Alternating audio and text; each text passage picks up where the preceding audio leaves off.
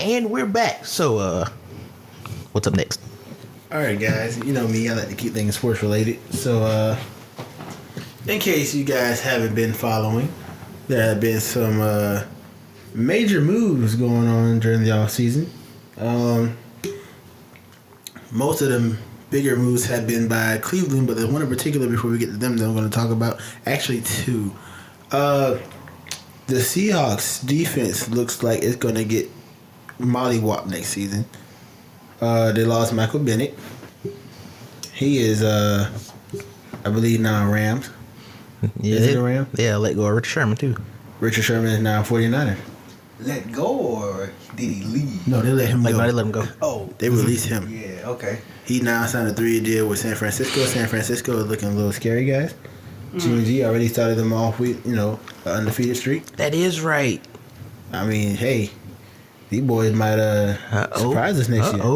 Bolstering the defense, Jimmy G leading the offense. Hey, we might have a little bit of a tougher battle in NFC next year. You know what else is crazy? What's This is something I heard on the radio. Kirk Cousins has the pick between the Jets and the Vikings. If Kirk Cousins goes to the Vikings, where's Teddy Bridgewater going to go? All of their QBs are up for free agency. Bridgewater, Bradford, Keenum, all their contracts are up this year. I ain't worried about Bradford and Keenum. They're probably going to sign for backup contracts. But where's Teddy Bridgewater going to go? Because he wants to start. So if Kirk Cousins comes to the Vikings, Teddy Bridgewater's not going to start. He doesn't have any other opportunities to start except for Cincinnati. He can go to the Bills and start. Oh, yeah.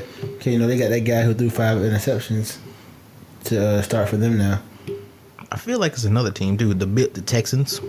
No. It's Tyrod Taylor. No, that's all Deshaun. Oh, yeah. Wrong team. Yeah, complete wrong team. Who else? It was the Bills. I'm not counting the Vikings or the Jets because he could go. Well, All I know is our schedule looks pretty. It looks pretty easy. So all we gotta do is just score points. let's see if we can do that with a new offense. Let's see if they shackle Cam. Got old boy from Philly, which I don't still fully agree with. Yeah. You pretty much got a new Ted Ginn Jr. Well, that's good because we needed that speed to take the top off. So Yeah, what's funny having the speed though? The hands on there. his hands in there. His hands. Well, he did say he was like he Ted literally. Ginn. Yeah, he literally compared to Ted Ginn. He's like another Ted Ginn. But look at Ted. What Ted Ginn did when he went over there to the Saints. Yeah, after leaving y'all. He catching everything he would have dropped with us. Like Yeah, exactly. He didn't do that with y'all. terrible. He left and got better. So I to don't know if he speak. got better. Yeah, I wouldn't say better. He caught more. Maybe a couple levels. His catching got better. Anything else didn't really change. I think Cam just throws the ball too hard. Yeah. I think that's what it is Because even sometimes. Greg also said Cam throws the ball hard, and he doesn't know how he be catching it. Cam does throw a hard ball though. But yeah. But I think matter of fact, when Ted Ginn went to the Cardinals, he had the same problem. But Yeah. when he came back to play with us, Yeah, the same problem. yeah, but he was better than he was when he was with the Cardinals though. So in other words, every time he leaves, somehow his hands get better. Yeah. So in other words, whoever gets him last is going to be very happy. Yeah. But yeah, and then in case anybody hadn't looked yet, Torrey Smith's numbers have been on the decline. I think he's going to his 8th or 7th season, and he's only had one season with 1,000 reception yards. So Yeah, but I mean, granted, he's gonna be playing the number 1 role most likely for y'all. He would not. But he yeah, got that. nah, he's gonna be They're like they're three. been discussing that. That's not even for sure. It's up for grabs right now. He's probably going to be 3. Yeah, I say 3. I wouldn't. I don't know. They're talking about. I mean, this is just what I read though. I don't follow y'all too heavily, but for what I read, they're saying they don't feel like Funches needs to be the number 1 receiver. What? Who else is it going to be? And it's not going to be Torrey Smith when you say he got hand issues. Right, but they're trying to say Torrey Smith just because he has more experience and he had that speed, that dynamic speed that could change the game. That don't mean nothing because, like you said, Ted Ginn got that dynamic speed and he can't catch for some reason. This man be wide open and drop a touchdown pass. Right. But like I said, I don't know who's going to be number 1. Y'all got a lot of young it's gonna be Funches. wide receivers out there. And then if Curtis Samuel can stay healthy, If Demir can stay healthy. I mean, but like Both I was of them saying, only like what in their second and third years. Yeah, I think third, fourth. Like I think it's fourth for Demir. like I was saying with Demir, it don't be his fault though. I mean, Bang! Oh like, no! just like I said when he ran that what was that punt back for 106 yards, something like that. Yep. Shoot, the next play they injured him. They injured that man. Like you ain't about to do that again. Like it don't be his fault. So I mean, helmet to somewhere, helmet to the knee, helmet to the forearm. I mean, you can't. How can you protect yourself from that? And then he was a little guy too, so he even smaller than Philly Brown, you know. So I mean, and like I said, if we would have had Demir Bird when we went into the playoffs, we would have won that game. Yeah. But we didn't have him and his speed, so Yeah, we had no he can speed. catch. So that really hurt us. All right. But I want to say one more thing. Like some people were kind of surprised about us letting Worley go. I'm like, I don't know why though. I mean, the man's only 2 years in, and he's showing improvement. The man came in same time Bradbury did. But Yeah, I get that. That's one of the big things they talked about. Bradbury came with like a 6th round, 5th round, like a late pick. both of them was rookies, and Worley got this little issue where he likes to hold. I always say Right, it. but I agree. And his other issue is he likes to play that soft coverage. And when you continuously play that soft coverage, they're gonna always make catches underneath every time. But the goal is, if you're gonna give up anything, give up the underneath. Don't give out the deep ball. The underneath can lead to getting first down though. I mean, you're not supposed to be soft coverage to where they could turn that catch into an extra 5 yards. If they got the catch, they're getting tackled. Then That what he do. no, that's not how you. That's what I'm saying. That's why not it's soft like- coverage. That's no coverage. I mean, he played soft coverage because he doesn't want to get beat. Right. Because he's not fast enough to. Keep up. Yeah. Got you. So that's why he does that. But it's just so irritating. And then when he gets beat, he goes to his next best thing, which is holding. So I was like, yeah, I wasn't surprised that he got traded. But all right, that's all I had to say.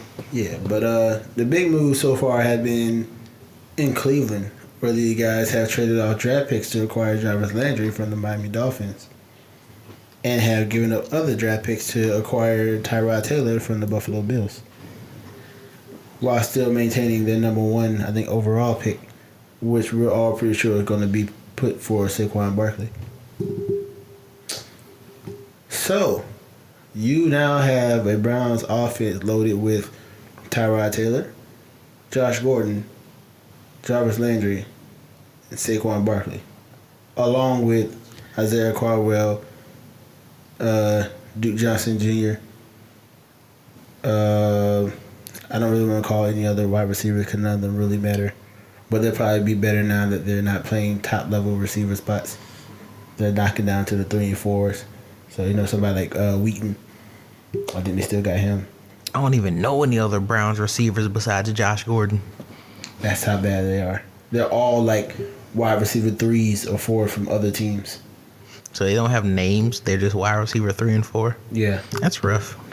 Because one of them came from us. The one I just called, that's the only reason I knew his name. He was once a Pittsburgh player.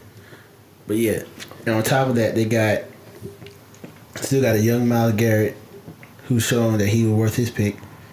That linebacker, I keep wanting to say Jabril Pepper, but I don't think that's who it is. No, that's not Jabril Peppers. Who was the top? It was the top 2 defensive players. It came out the same year Myles Garrett did. They grabbed both of them at the same time. Hold on. I can never remember the man's name. What year was that? I don't like just last year before. 16? Try 16. Not the 16 draft. Try the 17 draft. Wait.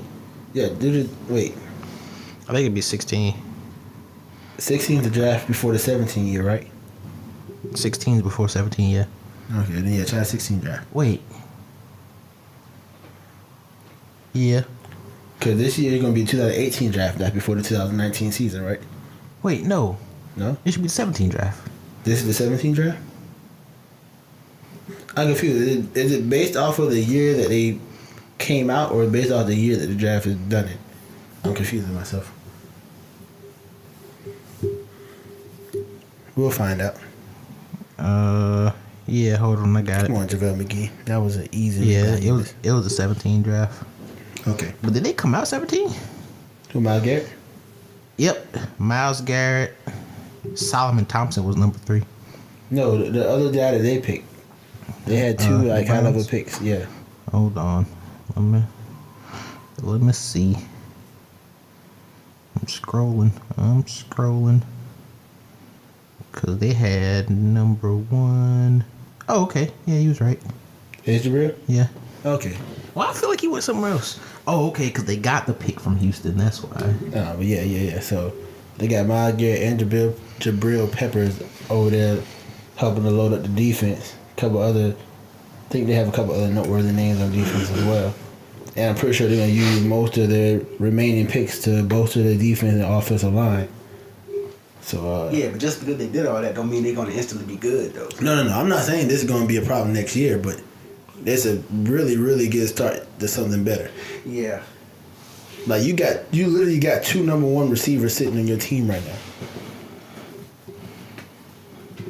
Is Jarvis Landry the number 1 receiver? Yes. Jarvis Landry's like the 3rd overall receiver in the NFL. Oh, okay. I don't know. I haven't really watched many Miami games, so. I don't watch him like that, but I keep it with the stats. He's on par with Julio Jones and AB. That's what when you talk about him, that's where they put him at. Oh, okay. Well, yeah, So, yeah, that's good. They legitimately got like 2 number 1 receivers sitting on their offense right now. That's good. That's good company. So then that also helps take the pressure of Josh Gordon having to come back and be that guy he was before he left right away. It gives Tyrod a lot more weapons to use. Because I feel like his reign in Buffalo would look bad because he ain't really had an offense around him.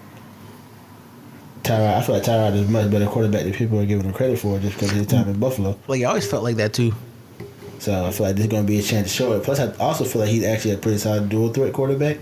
But I don't think he's going to need to run over in Cleveland. I'm pretty sure he'll be fine just passing the ball. Especially, like I said, to do like everybody believe they're going to do and grab Saquon. So, like I said, I think the Bills give him I think the Browns give him like another year or 2. Might just be scary. And I don't want any more problems in the AFC. I don't. We already got 2 now. It used to just be New England. Now it's New England and Jacksonville. I don't know how good Jacksonville's going to be next Yeah, year. I'm about to say that. Well, so far they haven't really changed anything. So, But I think that was just them being in the right place at the right time. no, that was their defense. And as long as they keep that defense the way it's running. Yeah, that's what I'm talking about. But I don't know. Because even with that, like, defenses, even if you got the same people, they can change. I mean, look at us. I mean, yeah, it could change. That We only lost like. So, I mean, even if you got a good defense, you still got to score. they Yeah. score defensively. Yeah, but you can't rely But on what if your defense score defense is every still game. good, but they kind of lost a couple steps as far as. Well, see, I don't think they're gonna lose much just because they're still young. A lot of defenses who do start declining because their defenses, when they did what they did, was kind of at the peak of their prime. They were at the top of the peak, getting ready to go down the slope. But I mean, granted, like I said, it can change. People can adapt and learn. Like, okay, last time we faced them, these was our problems. This time we're going, that can happen. Don't get me wrong, but the way the defense have played, it was a threat to defense. At the end of the day, they had a lot of turnovers. They had a lot of pressure on the quarterback. A lot of good run stops. Like they were doing what they were supposed to. Now, if they could turn around and actually, make something out of Blake Bortles and the offensive side of the ball, and not just put everything in Leonard Fournette's hand, then they really would be a threat and stay a consistent threat. Because now you got to worry about both sides of the ball. Yeah, that's the thing. Blake Bortles. I don't think he's gonna be. I don't think Blake Bortles was good this year. I just think he was doing the right stuff to not make them go downhill. That's true too. He did enough to help them stay afloat. But here's the thing, though. They had a game plan that they used with Blake Bortles that really made Blake Bortles look like an NFL quarterback, and that's when they played us in the playoffs. They did a lot of play action. They actually had the man run the ball. They did they did a lot more with him, and that really helped him look better and do better. His passes were hitting more. They were moving the ball a lot more first downs, and big yardage gains because they mixed and matched and did a lot more. Especially they went back to like a college style offense. They ran like the option, I think. That was mainly what they switched and started doing. and that helped. So I feel like they need to start doing that more and incorporate that more, and find what makes Blake Bortles a good quarterback. What is his strength, and play towards it. I don't feel like they've been doing that. They're like, hey, Blake Bortles, this is what I want you to do. But that's not what he's able to do. So now it's like, yeah, you're bad. Instead of be like, okay, Blake Bortles, what can you do? How can we use it? Take take a script from Sean McVay and figure out your actual team strengths and how you can put them all together in the offense. You know, he's like 31. That's crazy. Yeah. But those boys' defense, whew, they done stacked that up again too. And their defense already good. On the downside though, they probably about to lose Sammy Watkins, which I don't understand why they would let Sammy Watkins go. But hey, you know, I thought he was with the. it's not Sammy Watkins. Are we talking about the Rams? Yeah. No, Sammy Watkins plays for the Bills. No, he got traded from the Bills. Did he? Yeah, he got traded to the Rams. Oh, Yeah. I didn't know that. Man, where do I be at? Where do you be at? I don't You be know. up on everything. I don't know about that. Or at least a lot. I'm more into college than I am the NFL. Like I feel you. in depth. I just been on Twitter, so I just be seeing a lot of stuff. Man, speaking of college, I'm not liking how these guys are doing some of these players coming up the draft this year. I'm trying to figure out what's being looked at, man, because the fact that Baker Mayfield and mainly Baker Mayfield out of all of them right now is not one of the top 3 coming out bothers me. And I don't say that because he's a Heisman candidate, Heisman Trophy winner. I don't say that because, you know, of the hype that came from last year surrounding him. I say that because I actually stopped and watched him play. And he's a good quarterback. You look at his numbers statistically, he's a good quarterback. The man finished the season with a 96 QBR. Like the man had a really good looking touchdown and interception record. His completion rates were up, like all that. I'm talking about even not just from that season alone. Throughout his throughout his college career, he stayed good on these numbers. So I'm like, how in the world is this dude being like the 4th or 5th QB? They're saying he's going to come out the draft. You got Because he's short. That's stupid. That really irks me. That's what they look for. If Baker Mayfield was like 3-4 inches taller, he'd be the number 1 pick. That really irks me. Besides his off the field issues, anyway. But I mean, it's because he's short. That's one of the things that Even with they're the off the seeing. field issue, that probably should have dropped him to like 3. Because I think he's like what 6'1" maybe. I think they're trying to say he wasn't even 6 foot. Because I know he's like the shortest one that would be coming out. Hey, they already have it in the Google searches too. 6'1", yes. But yeah, I'm like, But that's just written though, so. right. That's what I'm saying. They're trying to say that he might not actually be 6 foot. I'm like, really? You gonna knock this man's ability because of his size? Yes. That's what they always say when you're short quarterback. Because you're short, like, oh, can you throw over the line? But there are, like, you know, obvious things. Russell Wilson, Drew Brees, Right. 6 foot. Right. That's what I'm saying. So- There are people actually in NFL now doing big things, and y'all still question this stuff. Y'all still put this like, okay, can he do it? Is this possible? His height's going to get in the way. And you don't see how many people who don't have that problem. Russell Wilson, 5'11". Exactly. And then, you know, they say they do a lot of bad talking on my boy Lamar, but, you know, I'm just waiting for him to prove him wrong. I would like to see Lamar Jackson prove people wrong, but I don't think he's going to be able to. He will. Just don't expect it to be, you know, early. I don't think so. I don't think he's going to, like, he's not one of those quarterbacks that you're going to draft and look to have start within, you know, like the first 3 years or so. You know, don't expect that from him. He's a funny looking dude, yo. Look at his picture. He's a funny looking dude. He looks exactly like a football player, but he looks like a running back. He does not look like a quarterback. He runs like one too. He has a running back's face. I don't know if that's an insult, but I don't know if that is or not either. Go look at his 40 time, because last does. time I looked up the combine stats, He hadn't gone yet, so I never got a chance to catch his 40 time. Because at the time that I looked at it, the fastest the fastest quarterback, like a 4.8. I know he's gonna wreck that. He should at least be about a 4.5, 4.4. He opted out. He didn't do the 40? Nuh-uh. He probably didn't do it because he know they're trying so hard to change his position. Yeah. Because he already told everybody, I'm not switching position.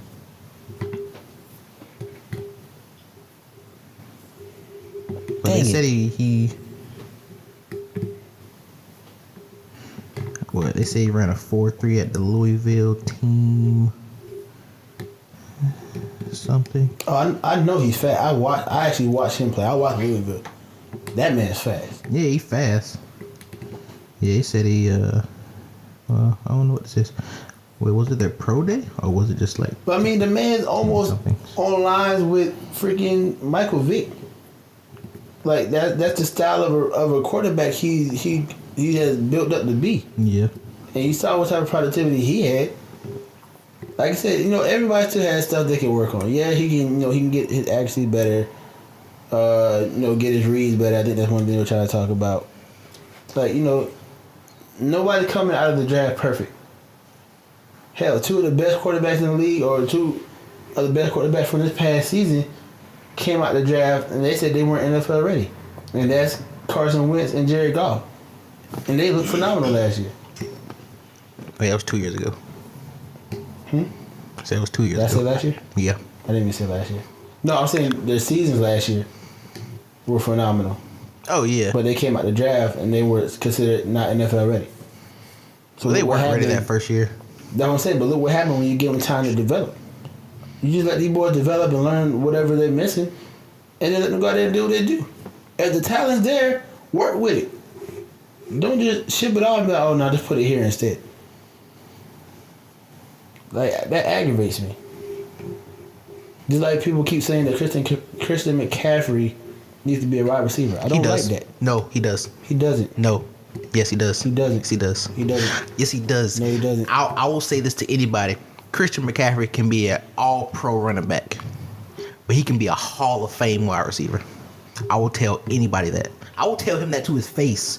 He could be a Hall of Fame wide receiver because he is exactly like Julian Edelman, Wes Welker. He's better. He's better. I would say he's better right now after his first year. He's better than Julian Edelman and Wes Welker. Wes Welker before all the concussions. Wes Welker was tremendous before the concussions. Wes Welker could get in the middle, catch anything, and still probably get 5-10 yards afterwards before getting hit. Christian McCaffrey can do the same thing. Nobody can tackle him off first step. Nope. He's always going to dodge the first tackle. Yep. So if you put him in the slot, he go in the middle, he's always going to get you a first down. Yep. Because he's always open.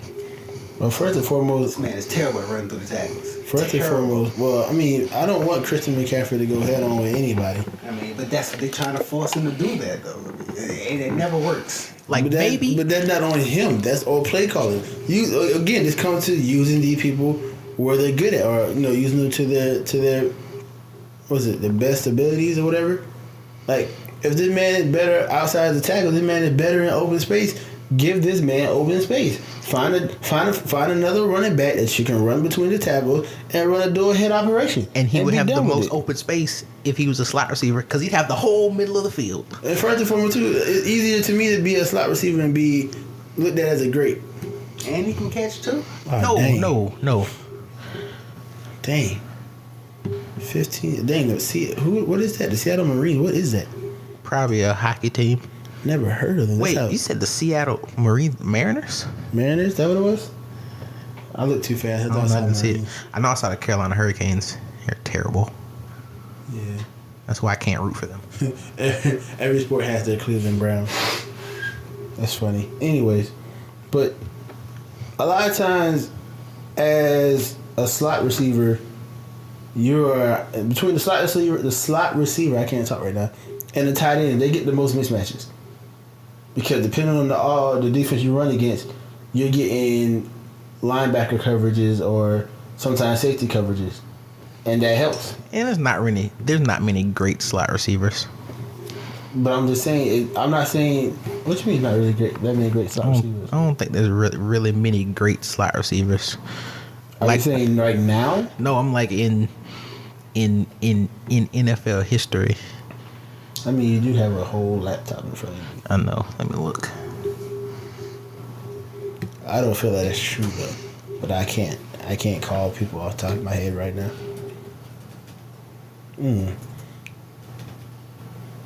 Okay, hold on. I'm looking up top 10 slot receivers in the NFL all time. Well, they just got it by a wide receiver.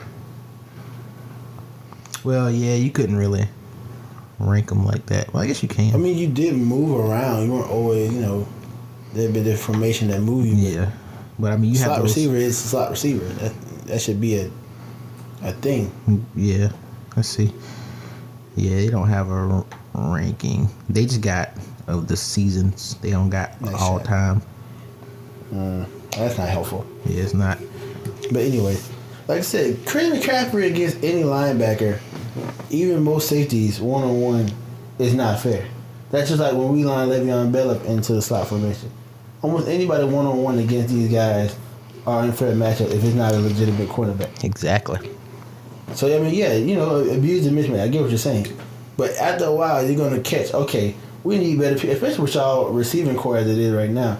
He might end up being the biggest threat and actually pull the cornerback on him because y'all don't have a high level quality yet of receivers. Like, number one of the big ones you were talking about earlier, let's say Damiere Byrd doesn't stay on the field enough to really be a consistent threat. He's a threat on the field, but he needs to be on the field. Yeah. We just mentioned old boy I got Torrey Smith. He's like a Ted Ginn, so even if he can beat out defenders, it's a 50-50 chance it's worth it. Probably more like a 35-75 chance. Anyways, who's the other one? Samuel. No, we just talked about Samuel. Damiere Byrd. No, you said Damiere Byrd already. Byrd was the first one. He was the one about being healthy. Yeah. All right, so yeah, Samuel. He's what, his second year in, third year in? And it's about being healthy. Yeah, same thing, Damiere. Same problems, health problems. Mm-hmm. So I mean, like, it's going to sound like McCaffrey will be stuck on the field a lot, either by himself or just him and Torrey Smith, which ain't that fair. Well, Olsen's nice not gonna be putback. out there, so Who? Greg Olsen. Oh yeah, Greg Olsen. Can't forget about that guy. Yeah, you can't. He is y'all number one receiver. Yeah. But, he wasn't last year because his foot injury. Right. That had him gone for a long time. Yeah. And he still wasn't like 100% because he said he got to get used to playing with a screw in his foot. Good putback. That just made me mad too because he was like my fantasy team tight end. Y'all, I just had to be so. No, I take that back. He wasn't. It was what's his name from the Bills, I think. The hardest thing to do last season was find a consistent tight end. Yes. That would get you points. Yes. Like, that was the hardest thing. But that's the thing, the dude I had, he was a good one. And the only ones who ever do, honestly, was Olsen and old boy from New England. I can't call his name either right now. I don't know why I be forgetting these names. Gronk? Yeah. Those two are the only one that give consistent good numbers. Week in and week out. Yeah. Charles Clay, that's who I had. He would get me good numbers. Oh. Then this man got hurt. I was like, oh no, what am I doing? I did man like almost all three of my leagues. I turned around and grabbed the tight end from the Saints. That same week, he got hurt. I'm like, what in the hell is going on? Like, I had no tight end that was staying consistent. I'm like, crap, what am I going to do? Then I had freaking Kareem Hunt, Tyreek Hill, he was inconsistent. Everybody keeps saying, no, he was one of the top receivers at the end of the season. Listen to me. I had this man on my team. He either was a really good receiver or a really bad receiver. There was no in-between with Tyreek Hill. And then when he did kind of bolster his numbers up, it was at the end of the game when the game was either almost over and there was really nobody on the field or through returns because, he did that too. Like, Tyreek Hill did nothing for me. And it aggravated the crap out of me. It was all about Kareem Hunt in Kansas City. And sometimes, not Gonzalez. What's the tight end name? The white guy? Yes. I don't know. I just know he's white. That's all I know. But yeah, it was like just them two. That was it. That man was a no show. Freaking old boy from Oakland was a no show because it became the Crabtree show over there. So Are you talking about Amari Cooper? yeah, Cooper got no shine, no love over there. That was another thing that hurt me. I was like, what is this? That's funny because they let Crabtree go. Really? Yeah. Oh, that's weird. Oh, what's his face went over there and started chopping people off. I think. Really? Yeah, I think he cut Marshawn Lynch too. Wouldn't be surprising. Man, they're going to Las Vegas next year anyway, so it doesn't matter. And they're gonna lose a whole good portion of their fan base. Yep. Cause them Oakland boys ain't with it. Nope. They want to be. They felt so Oakland disrespected. Raiders. Right. They don't wanna root for no Las Vegas Raiders. Right. Shoot, and not only that, dog, that made everybody mad too, cause they're like, yo, y'all always talking about, promoting certain rules and laws and stuff, like not allowing people to gamble and this, that, and the third, but then y'all move to the heart of gambling. Y'all moving the whole team to Las Vegas. But y'all got all type of rules set up where players and owners would not get fined being caught gambling. So why y'all put a whole... Well, the players and owners shouldn't be gambling. Why? Because why would you own something and then gamble against it? What do you mean? That would be like corruption. Because if the owner of the Rams... I mean, I get what you're saying. Yeah. You like... But, I mean, it's just gambling in general. It's not like, gambling on the sport specifically. Like, you can't go down there or you can't get caught doing any kind of gambling. Like, anything. Not like, actually putting money on, like, games and things of that nature. I mean, like, you can't go down there and play anything in the casino. You can't go down there and play no Russian roulette. Yeah, like, they can gamble. They no, can't. No, because James Harrison got fined last year because he went down there. He was in an arm wrestling tournament. And he got fined for that, saying that was gambling. Hold on. Let me see. Because this is the first time I'm hearing of this. But like I said before. Now, I get not being a gamble on actual NFL related stuff, duh. That's like, it's like LeBron goes and bet against himself and then does bad on purpose. Oh, okay. I see it. Hold on. NFL gambling policy. Jesus, where is it? Okay, here we go.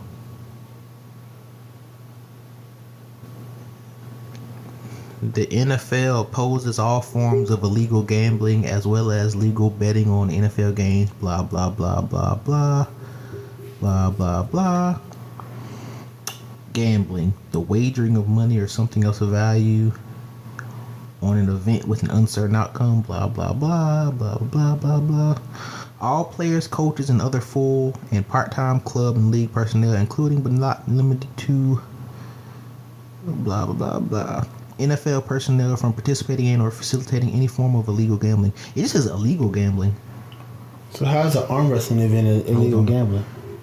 Prohibited from engaging in any of the following gambling-related activities. Okay, regardless of whether such activities are illegal.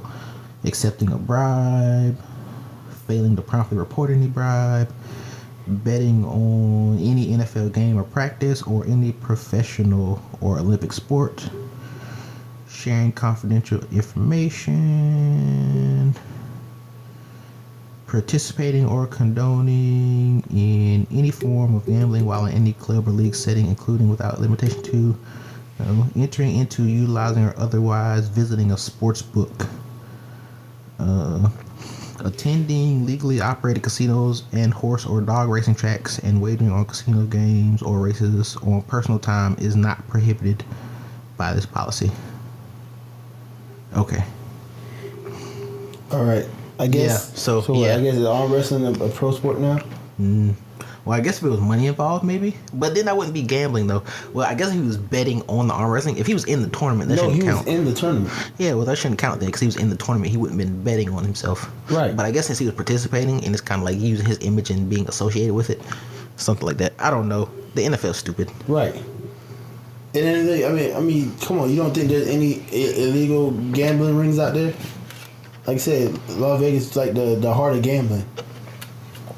Oh yeah, if they go there, I mean, they're going to be privy to all the. Right. They're putting an entire team in the organization at risk by making that move, which doesn't make any sense.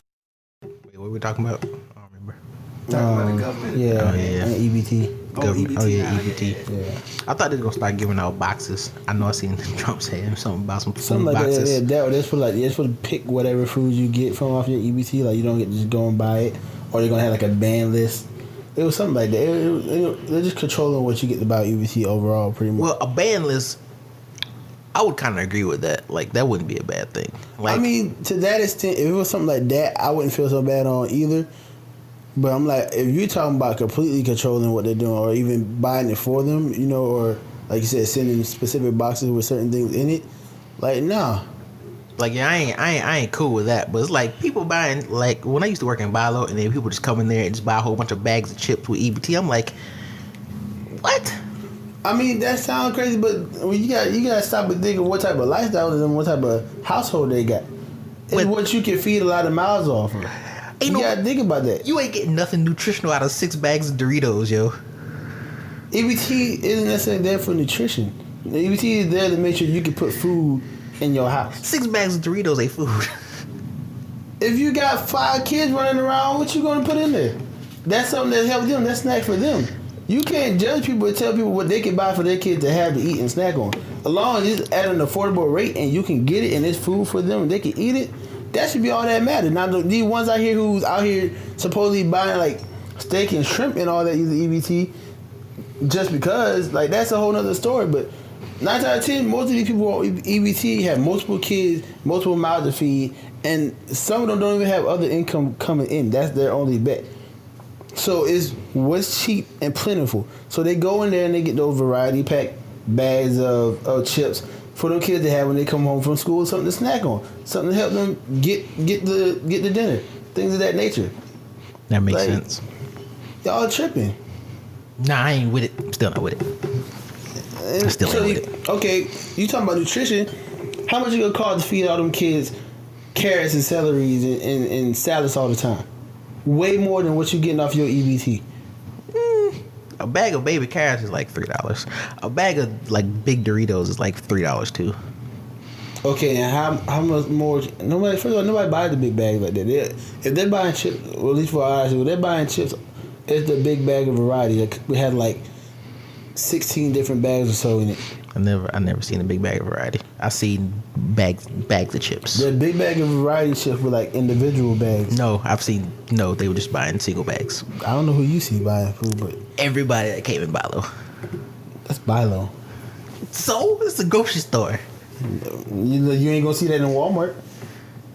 You would see that at No, Walmart. especially in Walmart, the main one. When I see people in Walmart, I'm seeing the variety bags heavy. I always see that. Only time I see big bags of specific chips is like, during sporting season, like, during like Super Bowl time or, things of that nature. Or during like, grill time during the summer. Like that's when I see a bunch of large individual bags. Other than that, I'm seeing variety bags or like multi-pack items. But anyway, it's already been more than proven that the cost it takes to eat healthy versus non-healthy is a big factor. A big gap. So I mean, like you sitting here talking about where's the nutrition and everything like that. People who don't be on EBT can barely get the nutritional food. They still gotta turn around and eat specific kind of ways. Yeah, but they're not just outright buying stuff because they can. I'm talking about people who have the EBT, but they're just outright buying this stuff, and that's all they're buying. Okay, like they're not buying other groceries. You're patronizing the whole for the few. Well, now people who are actually doing this stuff because that's what they have to do, or that's their best route. You're patronizing and you're hurting them because the people who do it just to do it. I don't see it as them having to do it. That's ridiculous. That's ridiculous to me because number one, and I guess I get you saying it's a double-edged sword. It's a double-edged sword. The variety pack to as a snack. But I'm like, okay, here's my thing. It's still what can you get to feed however many you gotta feed. It's all about it's a lot of different variables into it. Because everybody who's on EBT doesn't have the same lifestyle, doesn't have the same problem. So it's hard to specify who's really saying abusing it and who really needs it. Because you can look at this person and then look at this person and what they got may look similar. How much they spend or so much may look similar. But when you go home and see what they put in the cabinet, who it's for and how they're going through it, it's completely different. It could be just one person who found a way to cheat the system to get EBT. Now they're just snacking their life away. It's free food to them. While this person, like you said, got mouths to feed and trying to make sure they can keep enough food for everybody to eat. And that's the thing. To actually sit here and try to patronize people on EBT, you're going to have to go in these people's household and actually see how their family and their lifestyle operate. You're doing all this off a guessing game by looking at somebody's buggy. Yeah, because you looking at their buggy, that's what they should be putting in their house. Like if somebody has no actual food in their buggy, they have maybe like a family pack of chicken, family pack of pork chops, but then they have the rest like chips, candy, sodas, all that stuff. Right. So they're not properly utilizing their food stamps.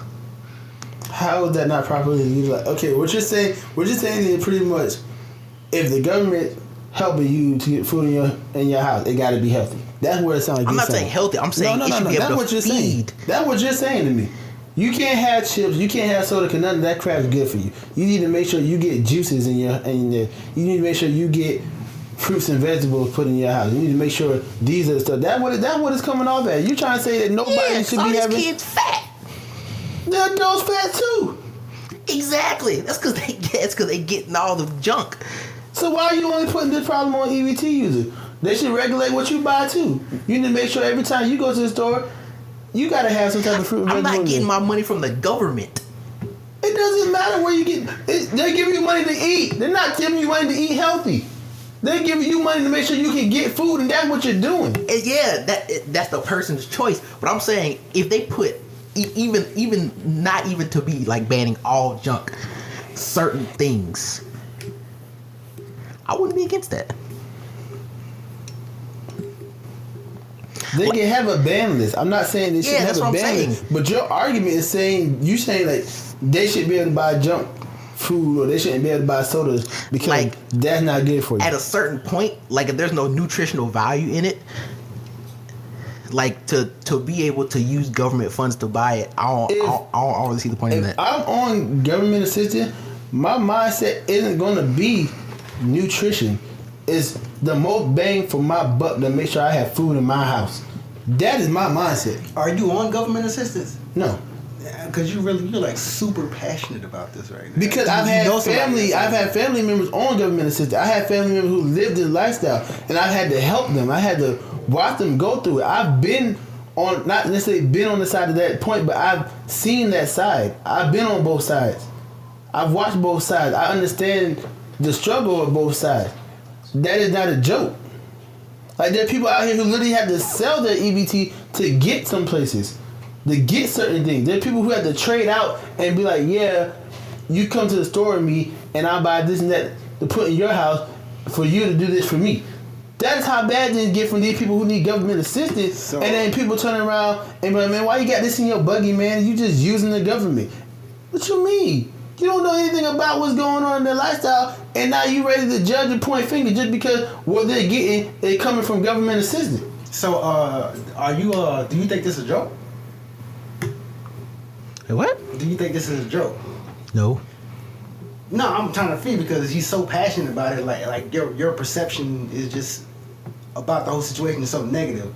So he's like extremely passionate about it, and all this negativity is directed in your direction. And I'm just trying to figure out, like... I mean, I don't take him what he's saying as a joke. I feel like what he do... Brian has a weird personality. We all know that. I know you know that for sure. But even with Brian serious and passionate too, he's not as showing with his. I already know that. So I feel like, you know, I can take the seriousness from him. And I'm not directing the anger at him per se, because this is not just him. This is the actual a big talk that's been going on for a while now. This is a lot of people way. They look at your buggy and they'll see or know that you got EBT. You know, they see you pay some EBT, and they'll start the judging. It comes out immediately. The moment that card comes out, and they see it and they know it, the judgment begins. It's like, why you ain't get this? Why you ain't get that? Why you ain't get that? But then turn around, because you got a job, you can turn around and get the exact same thing, and there's absolutely no problem. Because you work for your money. But because I need a handout, I should be limited on what I get. Because I didn't make this money, I should be told what I get. And that's ridiculous to me. That is absolutely ridiculous. And like I said, and again, this is something too that can be abused. There are ways around the system. Like, even college students can get EBT from being college students. There are plenty of ways that the government assistance can be used to your own advantage. And those are the people, and these are the type of situations that really makes it a struggle for people who actually need it. Because these are also people who are getting looked at as, like I said, people on EBT, people with government assistance. They're being looked at too. And now the whole group of assistant users is being judged by this one person who really don't need it, just got it because it was a perk. Just got it because it was a bonus. Just got it so they didn't have to do it, pretty much. And that's the problem. And yes, also too, there are some people who do abuse it. I'm not going to say that everybody on EBT don't do it. But you can't crucify everyone for a select handful. And again, all this is being just judged off of what you're seeing in the cart. You're not going to these people's houses and seeing how they live and what they have to do to survive. You're not seeing these people day-to-day routines and day-to-day chores and day-to-day struggles. You're just seeing a buggy full of food and you're making these judgments. I wouldn't count half of it as food. Go and actually see how these people have to live on a daily basis. Matter of fact, put yourself in their shoes. Go and live their life for a day or two. It's a whole new world. Everybody loves to speak from the outside looking in. Speak from the inside looking out. Put yourself in that position. See how it feels. See if you can handle it. See if you can do it better. Oh yeah, we feel that. Like that's the thing that's what irks me. Everybody quit to judge, quit to talk, but nobody willing to actually take that step and learn and educate themselves on what's really going on with certain people. But then, and see what's happening. You have to look at the person that doesn't have food stamps and is in the same predicament, and then are you saying that they're not right to where they can buy the things that they can buy to feed their families off of the same that person's getting for food stamps? Like, somebody has a job, pay $750, and they're providing for their family, like the same as somebody that's getting food stamps, but they're not buying the same things that person's buying food stamps. But they're in the same exact situations. Like, they have to feed the same amount of people off pretty much the same amount of money, or maybe even less, because they're not getting help. So, dang, I totally forgot where I was going with that. I get where you're going with that. At the same time, too, that's normally not the case. Cause number one, I'm going to be honest with you, the government's kind of stingy. They don't, and now they're throwing away money like that to you. It ain't like you sitting here getting like $1,000 in food stamp or something like that. Like, I feel like the amount that you're getting back from food stamp is kind of over exaggerated by the populace, but you can make the argument. And if that's the case, give that knowledge up. Like, okay, well, I know instead of shopping here, you can shop here. You can get this stuff cheaper. Because sometimes a part of that is just information. Some people just have more information than others. People have more knowledge than others. They know how to shop versus not know how to shop. Because a lot of times too, more people are being raised on not knowing how to cook like that. Just like we have a younger generation that don't cook, they go out more and order out more than all before we used to cook at home. Part of that too is information. If what you've grown up with is buying food like this, shopping like this, that is what you're going to know. But then that's the thing, though. Enlighten them. But then that's the thing, though. So if the government, what if it wasn't a ban list? Because ban list would be like a bad term. What if it was a list restriction list? I think that'd be better. a limitless. Well, yeah. I mean, same thing. It's just using different words. Right. But Well, kind of, I guess. I mean, to come back around to me, it's like that's not. I understand what you're saying. I'm with it. I'm cool. You gotta do what you gotta do to feed your family. But at the end of the day, a variety bag of chips is gonna feed your family. And I agree with you when you say it'll get you to dinner. But what do you have for dinner? Are you gonna have another bag of chips? So I mean, instead of buying a variety pack, what if they did ban the variety packs? But they said instead of buying the variety packs, what if they had a list of restricted items or banned items, but they put alternatives? So if they were like, instead of buying the variety pack, you can get 6 packs of, ramen noodles or something. Oh, if it gets the job done in the same way, then I'm for it. Yeah, But see, people are trying to. But they're taking a more extreme version to it than that. It's like I'm gonna shop for you.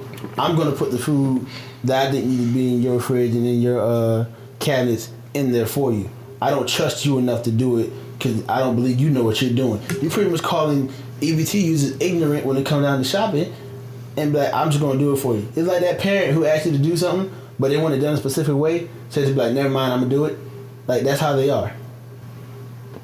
Like that's what they're getting to pretty much. Is that really a bad thing if you would have somebody out there who really doesn't know how to shop?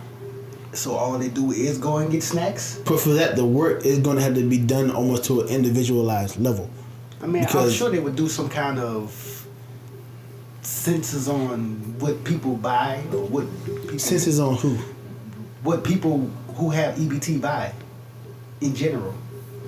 But that's what I'm saying. Like, if they would even consider that or whatever. Think about who they would ask. Think about who they would really ask, who they would question, and what type of results they would get. I mean, there are white people in all races on EBTs. Yeah, I'm not saying there aren't, but at the same time, with a situation like this, you can bend those answers. You can, what's the word I'm looking for? You can manipulate those answers based off of who you ask. Just because you're saying you're going to do a questionnaire doesn't mean that you're getting a realistic answer. You can say, I'm going to do a questionnaire, I'm going to survey 100 people. But you're going to only survey a specific 100 people to get a specific answer. Yeah, but coming from the government, even if they ask people, the people are going to lie. So if the people are going to lie, they're going to get the answers they need anyway. Depends on who you ask. Yeah. No, but people are gonna lie though.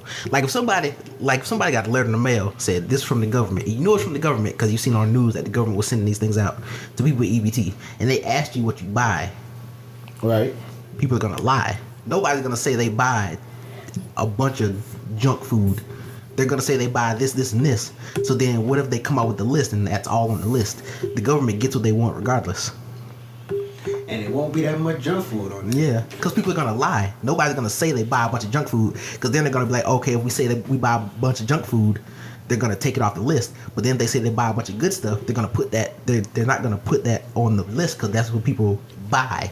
So either way, it's going to happen. I mean, but yeah, at the same time, we're just saying that no matter what type of answer you give, it still works in the government's favor. Exactly. So at the end of the day, they're still going to have that ability to pick and choose what you're going to get. Exactly. So as long as once the government steps into that level, there's no hope pretty much. It's pretty much going to be what the government says. Our government is turning into a hierarchy at the end of the day. Because they want control over a bunch of different things. They want control over that. They want control, like I said, over video games. Hierarchy is not the right word. But I know what you mean, though. Yeah, you know what I mean. So what if the government has some kind of twisted idea where they just want to try to make the world just a little bit healthier? Would that be such a bad thing? No. You know, Michelle Obama tried that and she was looked at as a heretic. That's what I'm with it. You know? Well, that's because she made school lunches nasty. Just because it was healthier. No, the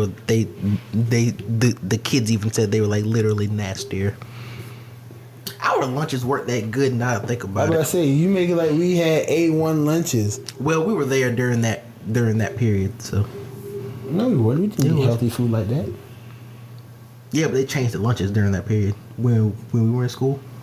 Change your lunches to what? Exactly. All we had, ever since we've been in school, the lunch before saying we had pizzas, chicken nuggets. Every now and again, some actually supposed to be like cooked food. Man, lunch was trash. That one lunch option that changed every day. versus everything else that stayed the same. You used to always get sandwiches. Anyways, But no, like I said, I'm not against being healthier. We need to be healthier. We are an unhealthy nation, like a highly unhealthy nation. We are an obese nation. I'm not against being healthier. That's not the option. I'm just saying the way they want to go about it, instead of trying to forcefully do this, help people to where they're able to do this on their own. Because everybody almost always freaks out the moment you talk about involving the government to a high level. Because honestly, our government had grown and gotten a reputation where it can't be trusted, or it isn't trusted. I can't say it can't be trusted, but people get skeptical when the government comes in with a high level of authority. That scares people. That frightens people. That bothers people. That's why I'm saying, honestly, just educate us more. Educate them more. Help them learn how to use their money wisely. And if they want, and give them that option. If they want the government to do the shopping for you and things of that nature, that's cool. If not, you can even make it mandatory. Like when you sign up for EBT, have them take classes, or have them do the find things like that to put in there as like incentives to help boost that. I feel like more people are accepting of that than the government just coming in and be like, yeah, we're going to do this now. That's going to cause more conflict. It's going to cause more situational problems. But is it monitored, though? That's the question. Because education without guidelines isn't really going to do anything. I mean, of course, you got to take all the right steps and precautions. I'm not just saying, because that's the case. That's like just telling you, send them pamphlets every month, letting them know, what's good shopping habits or something like that. Stuff like that going to get tossed out. It got to be a proper way to go about it to make sure they're really getting and taking and understanding the education that you're giving them and the knowledge you're giving them. Like and then, like I said, it's always not always a guarantee that there will be some people who still do that and turn around and get what they want. That's going to happen regardless. The only quote unquote for sure way is by force, but we all know that doesn't go well. Well, there's a list of things you can't get. There's no way for that to not. What is this? Oh, Cleo, why is there a camel walking past the State House? I don't know. And why is Cleopatra white? Right. You know why Cleopatra's white? Because they try to whitewash everything. Wait, right, no, like Jesus. It's because of the Columbus City Ballet. I think they do have a black girl. Which is funny too. Wait, Cleopatra. No, Cleopatra was white. Jesus wasn't. Nah, he wasn't. Cleopatra's white, though. That's one of the main people. Yeah, and she was ugly. Oh, dang. You sure? Mm-hmm. That's fine. But, anyways, yeah. I'm just saying, it got to be a better balance. There's something that should be better than what we got going on right now that doesn't require complete government control. It needs to be some type of median met. Because both ways are going to cause extreme problems. Either pretty much a government retaliation or a people retaliation. Either way, we're trying to make both sides happy. We're not trying to cause problems. And I feel like having them send these quote-unquote care packages out and have their food already pre-picked and bought for them isn't the right choice. I ain't like the boxes wouldn't be good. But I would prefer healthy alternative. Boxes. That is fine. I am cool with that. I'm not saying that, but I also don't feel like they should be completely banned either. I feel like having it limited, only one bag, or something like that, only up to 2 liters worth of soda, things of that nature. Because at the end of the day, people are still going to want to get this stuff from time to time. Or if they restricted if they limited the things. Yeah, that was. I think limited versus restricted is better. But yeah, I wouldn't mind a healthier form of all this. I would prefer being able to see them put better stuff in their buggies than what we were talking about. I'm not against that. There should be some kind of balance. Right.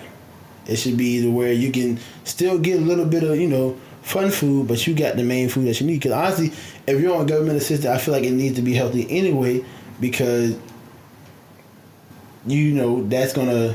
You're already on government assistance for that. You turn around, you eating junk food, you worsening your body, you worsening your health. Now you got medical problems. Like, it's going to be a snowball effect. So I feel like, by helping them be healthy, that kind of helps keep them from having other issues to deal with. That keeps them hopefully keeps them out of the hospital for like sicknesses, high blood pressure, high cholesterol. It keeps them away from also having to deal with all this stuff when they're already in a struggling position. So I'm down for healthy. Shit, I've been trying to do healthier crap my damn self. So, all right, this has been another episode of Sidetrack'd, the podcast, and I've been your humble host, Mr. Ious, along with, I deleted it with gunshots. I'm about to say. I know, right? Thought I deleted the thing. Nah. So I'm gonna end this on the yay. Follow me on Twitter at AbstractIous and on Instagram at An Abstract Society. Follow me on Twitter and Instagram as well. No apology. I still have not fixed my underscore problem. You need to do that. I know, I always forget after I leave. I should actually do it when I come in. But I never remember until we get to the segment. That's funny. So yeah, no apology. One of them has an underscore, one don't. I don't remember which is which. But, good luck to you. And you can follow me at I am Marco Relli on Twitter and Instagram. That's I am MarcoRelli. He is accepting the nudes in the DMs. It's really me. All right, we out.